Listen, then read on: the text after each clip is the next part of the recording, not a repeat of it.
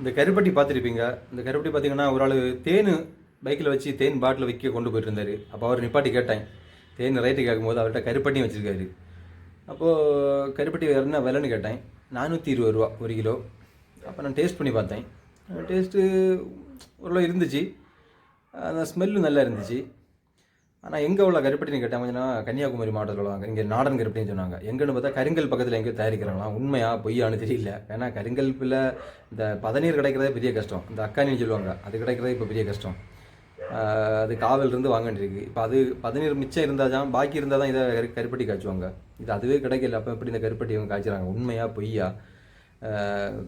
கருப்பட்டி பார்த்தீங்கன்னா இந்த பெருசாக இருக்குது பார்த்தீங்களா, நம்ம டைனோசர் முட்டை மாதிரி இருக்குது. நான் வீடியோ போட்டிருக்கேன் பாருங்கள்.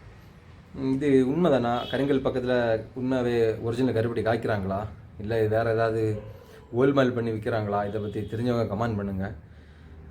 எனக்கு கொஞ்சம் டவுட்டாகவே இருக்குது. ஆனால் நல்ல ஸ்மெல் இருக்குது, பயங்கர ஸ்மெல்லு. டேஸ்ட்டும் ஒரு மீடியம் டேஸ்ட் இருக்குது. நான் வந்து அவர்கிட்ட கேட்டேன், எப்படி டேஸ்ட் இப்படி இருக்குது? கருப்பட்டி டேஸ்ட் இருக்குது. நான் கொஞ்சம் அந்த ஒரு நாட்டு சர்க்கரை அந்த மாதிரியும் டேஸ்ட் இந்த மாதிரி இருந்துச்சு. அப்போ நான் வந்து கேட்டேன், அதாவது புதிய கருப்பட்டி இப்படி தான் இருக்கும் அப்படின்னு சொல்கிறாரு. உண்மைதானா பொய்யா? கன்னியாகுமரி மாவட்டத்தில் கருங்கல்ல உண்மையாகவே கருப்பட்டி காய்க்கிறாங்களா, விற்கிறாங்களா? தெரிஞ்சவங்க கமெண்டில் சொல்லுங்கள்.